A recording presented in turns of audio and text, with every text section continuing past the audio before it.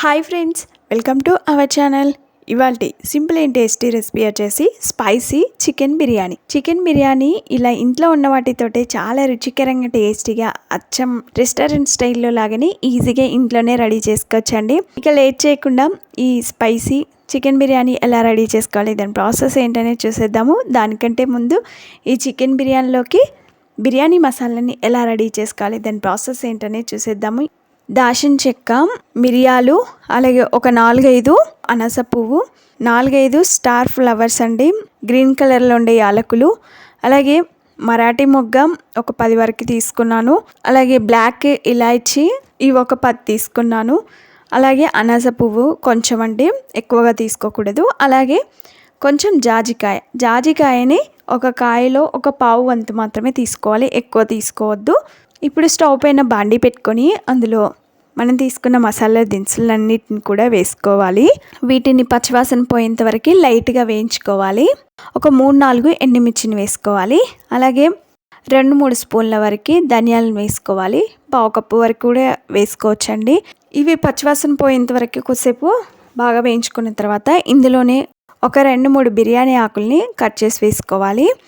బిర్యానీ ఆకుని ఎక్కువగా కాకుండా ఇలా కొంచెం తక్కువగా వేసుకోండి. ఇందులోనే 2 స్పూన్ల వరకు జీలకర్ర, అలాగే 1 స్పూన్ వరకు సోంపు వేసుకోవాలి, 1 స్పూన్ వరకు సాజీరా వేసుకోవాలి. ఇవన్నీ బాగా వేగిన తర్వాతనే లాస్ట్లో జీలకర్ర, సాజీరా, సోంపులన్నీ వేసుకోండి. ఇవన్నీ వేయించుకున్న తర్వాత ఇందులో లాస్ట్లో కొంచెం బండ పువ్వు అండి, ఇది బిర్యానీ పువ్వు అంటారు, దాన్ని వేసుకోవాలి. తర్వాత 1 స్పూన్ వరకు కస్తూరి మేతి వేసుకోవాలి. ఇది ఉంటేనే వేసుకోండి, వేసుకోకపోయినా పర్లేదు. ఇలా లైట్గా ఫ్రై చేసుకున్న తర్వాత వీటిని పూర్తిగా చల్లారనివ్వాలి. చల్లగైన తర్వాత వీటినన్నిటిని కూడా ఒక చిన్న మిక్సీ జార్లోకి తీసుకోవాలి. ఇందులోనే ఒక పావు టీ స్పూన్ వరకు పసుపు వేసుకోవాలి. చిటికెడంతా రాళ్ళ ఉప్పు వేసుకోండి, ఎక్కువగా కాకుండా కొంచెం వేసుకోవాలి. ఇప్పుడు మిక్సీపై మూత పెట్టి మెత్తని పౌడర్ లాగా మిక్సీ పట్టుకోవాలి. ఇలా మెత్తని పౌడర్ లాగా మిక్సీ పట్టిన ఈ పౌడర్ని పూర్తిగా చల్లారనివ్వాలి. ఇప్పుడు అదే మిక్సీ జార్లో ఒక 3-4 పచ్చిమిర్చిని కట్ చేసి వేసుకోండి. అలాగే ఇందులోనే కొన్ని పుదీనా ఆకుల్ని వేసుకోవాలి, అలాగే కొంచెం కొత్తిమీరని వేసుకోవాలి. ఇప్పుడు మిక్సీపై మూత పెట్టి మెత్తని పేస్ట్ లాగా మిక్సీ పట్టుకోండి. మరీ మెత్తగా కాకుండా ఇలా కోర్సుగా మిక్సీ పట్టుకోవాలి. ఇప్పుడు ఈ పేస్ట్ని పక్కన పెట్టేద్దాం. ఇప్పుడు ఈ బిర్యానీ రెడీ చేసుకోవడానికి ఫ్రైడ్ ఆనియన్స్ని రెడీ చేసుకోవాలి. పెద్ద సైజులో ఉండే ఒక 2 ఉల్లిపాయల్ని వీలైనంత సన్నగా పొడవుగా తరిగి స్టవ్ పైన బాండి పెట్టుకొని ఇందులోనే ఒక పావు కప్పు వరకు నూనె పోయాలి. నూనె వేడిన తర్వాత కట్ చేసుకున్న ఉల్లిపాయ ముక్కలు వేసుకొని ఇవి బ్రౌన్ కలర్ వచ్చేంత వరకు బాగా ఫ్రై చేసుకోవాలి. మాడనివ్వకూడదండి, మంచి బ్రౌన్ కలర్ వచ్చేంత వరకు ఫ్రై చేసుకోవాలి. కొద్దిసేపు అయిన తర్వాత చూడండి ఫ్రెండ్స్, మనకి ఇవి మంచి లైట్ గోల్డెన్ బ్రౌన్ కలర్లోకి వచ్చాయి కదా. ఈ విధంగా వచ్చిన తర్వాత ఇప్పుడు స్టవ్ ఆఫ్ చేసుకొని వీటిని ఒక ప్లేట్లోకి తీసుకోవాలి. ప్లేట్లోకి తీసుకునేటప్పుడు ఇలా కొంచెం విడివిడిగా అనుకుంటూ తీసుకుంటే మనకి చల్లారిన తర్వాత చాలా క్రిస్పీగా చాలా బాగా వస్తాయండి ఫ్రైడ్ ఆనియన్స్. కాబట్టి ముద్దలాగా కాకుండా కొంచెం విడివిడిగా వేసుకోండి. ఈ బిర్యానీ రెడీ చేసుకోవడానికి 1 కేజీ వరకు చికెన్ తీసుకున్నానండి. ఈ చికెన్ని బయట మార్కెట్ నుండి తీసుకొచ్చాక బాగా కడగాలి. బిర్యానీ చేసుకునే గిన్నెలోకి తీసుకున్నాను. పెద్ద స్పూన్తో 1 స్పూన్ వరకు అల్లం వెల్లుల్లి పేస్ట్ వేసుకోవాలి. 2 స్పూన్ల వరకు ఉప్పు వేసుకోవాలి. ఇందులోనే 3/4 టీ స్పూన్ వరకు పసుపు వేసుకోవాలి.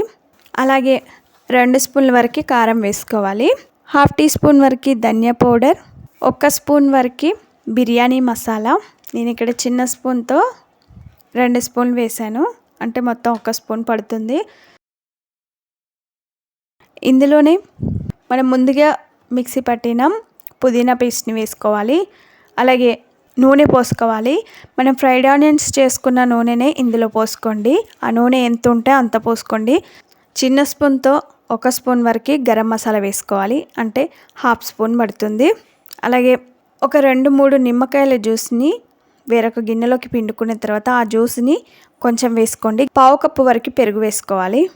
పావు కప్పు లేదా 1/2 కప్పు వరకు వేసుకోవచ్చు. శుభ్రంగా కడిగి పెట్టుకున్న పుదీనా ఆకులు, సన్నగా తరిగి పెట్టిన కొత్తిమీర, 1 టమాటాని ఈ విధంగా పొడవుగా సన్నగా తరిగి వేసుకోవాలి. అలాగే ఒక్క పచ్చిమిర్చిని ఈ విధంగా చీలికలుగా కట్ చేసి వేసుకొని ఇవన్నీ కూడా చికెన్కి పట్టేలాగా బాగా కలుపుకోవాలి.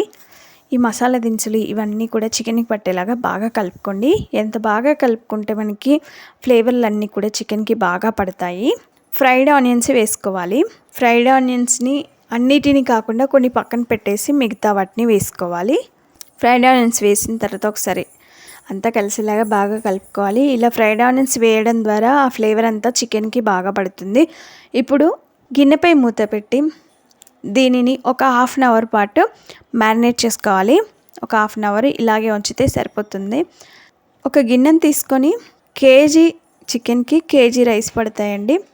మనం కేజీ చికెన్ తీసుకున్నాం కాబట్టి కేజీ రైస్ తీసుకోవాలి. ఇక్కడ చూపించిన గ్లాస్తో 3.5 గ్లాస్ వరకు రైస్ తీసుకున్నాను. ఇవి బాస్మతి రైస్ అండి. మీరు కావాలనుకుంటే నార్మల్ రైస్తో కూడా చేసుకోవచ్చు. ఈ బాస్మతి రైస్ని గిన్నెలోకి తీసుకున్న తర్వాత నీళ్లు పోసి ఒక 2-3 సార్లు బాగా కడగాలి. ఇలా మెతుక్కుంటూ బాగా కడిగిన తర్వాత ఇందులో ఇంకొన్ని నీళ్లు పోసి ఈ రైస్ని కూడా ఒక హాఫ్ అన్ అవర్ ముందు నానబెట్టుకోవాలి. మన చికెన్కి అన్నీ పట్టించి పక్కన పెట్టాం కదా, దాన్ని ఒక హాఫ్ అన్ అవర్, అలాగే రైస్ కూడా కడిగి పెట్టుకుంటే ఇది ఒక హాఫ్ అన్ అవర్ అండి. హాఫ్ అన్ అవర్ తర్వాత ఇప్పుడు ఒక గిన్నెని స్టవ్ పైన పెట్టుకొని అందులో సగం వరకు నీళ్లు తీసుకోవాలి. 2 అంగుళాల చెక్క, 3-4 లవంగాలు, ఒక 2 యాలకులు, స్టార్ ఫ్లవర్ ఒకటి, అలాగే సాజీరా కొంచెం ఒక పావు టీ స్పూన్ వరకు వేసుకోండి. ఒక 2 పచ్చిమిర్చిని ఇలా చీలికలుగా కట్ చేసి వేసుకోవాలి. ఇందులోనే 1 స్పూన్ వరకు నెయ్యి వేసుకోవాలి. ఒక 2 బిర్యానీ ఆకుల్ని కట్ చేసి వేసుకోవాలి. తర్వాత కొంచెం నిమ్మరసం వేసుకోవాలి. ఎక్కువగా కాకుండా కొంచెం వేసుకోండి, గింజలు లేకుండా.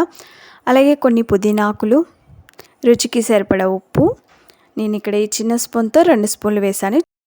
బండ పువ్వు అంటారు కదా, దాన్ని కొంచెం వేసుకోవాలి. ఒక పావు టీ స్పూన్ వరకు వేసుకోండి.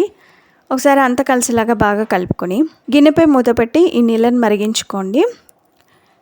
నీళ్ళు ఇలా మరగడం స్టార్ట్ అయిన తర్వాత మనం ముందుగా నానబెట్టుకున్న బియ్యంలో నుండి వాటర్ని వంపేసి బియ్యంలో నుండి నీళ్ళని వంపేసి నీళ్ళు లేకుండా బియ్యాన్ని మాత్రం ఈ మరిగే నీళ్ళల్లో వేసుకోవాలి. ఒకసారి అంతా కలిసేలాగా బాగా కలుపుకొని ఈ అన్నాన్ని ఉడికించుకోవాలి. ఇంకొక పక్కన మనం చికెన్ మ్యారినేట్ చేసుకొని కూడా హాఫ్ అన్ అవర్ అయిందండి. హాఫ్ అన్ అవర్ తర్వాత ఈ గిన్నెని స్టవ్ పైన పెట్టి కొద్దిసేపు ఉడికించుకోవాలి. డైరెక్ట్గా దమ్ పట్టించవచ్చు, కానీ ఇలా కొద్దిసేపు చికెన్ ఉడికించుకొని దమ్ పట్టియడం ద్వారా చికెన్ ముక్కలు చాలా సాఫ్ట్గా ఉడికిపోతాయి. ఇంకొక పక్కన మనం రైస్ని ఉడికించుకుంటున్నాం కదా, రైస్ మనకి ఒక 70% వరకు ఉడికించుకోవాలి.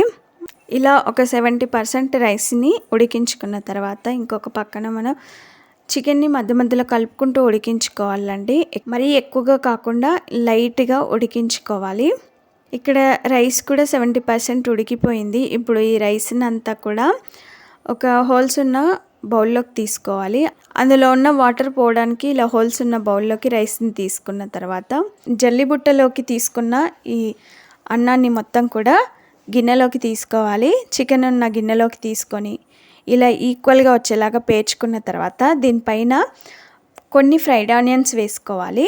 అలాగే సన్నగా తరిగిన కొంచెం పుదీనాని వేసుకోవాలి, కొంచెం కొత్తిమీరని వేసుకోవాలి. ఇవి వేసిన తర్వాత మిగిలిన రైస్ని వేసుకోవాలి. అంతా ఈక్వల్గా వచ్చేలాగా పేర్చుకున్న తర్వాత దానిపైన కొన్ని నీళ్ళల్లో పసుపుని ఇలా కలుపుకొని ఈ పసుపు నీళ్ళని ఇలా పైన పోసుకోవాలి. మీరు కావాలనుకుంటే దీనిపైన కొంచెం నెయ్యి కూడా వేసుకోవచ్చండి. ఈ విధంగా పసుపు నీళ్ళు అంతటా వచ్చేలాగా ఇలా పోసుకున్న తర్వాత ఇప్పుడు ఈ గిన్నె చుట్టూ కూడా కొంచెం గోధుమ పిండిని ముందే కలిపి పెట్టుకొని ఈ గోధుమ పిండి ఇలా చుట్టూ అంచులకి పెట్టుకోవాలి. ఇలా పెట్టడం ద్వారా దమ్ పట్టించేటప్పుడు ఆవిరంతా బయటికి పోకుండా మనకి ఆ గిన్నెలోనే చక్కగా ఆవిరి పడుతుంది రైస్. ఆ చికెన్ ఫ్లేవర్లో అవన్నీ కూడా స్మెల్ అనేది బయటికి పోకుండా చక్కగా ఆ గిన్నెలోనే దమ్ పడుతుంది. గిన్నెపై మూత పెట్టి గట్టిగా ప్రెస్ చేసి ఇప్పుడు దీనిపైన బరువు పెట్టుకోవాలి. ఇప్పుడు ఈ చికెన్ని 25 నుండి 30 నిమిషాల పాటు స్టవ్ని సిమ్లోనే పెట్టుకొని దమ్ పట్టించుకోవాలి. 25 నిమిషాల తర్వాత ఇప్పుడు ఆ గిన్నెపై ఉన్న బరువులను తీసేసి దానిపై మూతని మెల్లగా తీసుకోవాలి. ఇలా మెల్లగా తీసుకొని స్టవ్ ఆఫ్ చేసుకోండి. మనకి పైన రైస్ అనేది సాఫ్ట్గా ఉడికిపోతే మనకి బిర్యానీ రెడీ అయినట్లే. నేను ఇక్కడ 25 నిమిషాలు ఉడికించుకున్నానండి.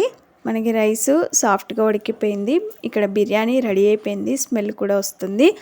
ఇప్పుడు స్టవ్ ఆఫ్ చేసుకొని ఈ బిర్యానీని అంతా కూడా ఒక పెద్ద బౌల్లోకి ఇలాగా బేషన్ లాంటి దానిలోకి తీసుకోవాలి. ఇలా పెద్ద బౌల్లోకి తీసుకున్న తర్వాత ఒకసారి అంతా కలిసేలాగా బాగా కలుపుకోవాలి.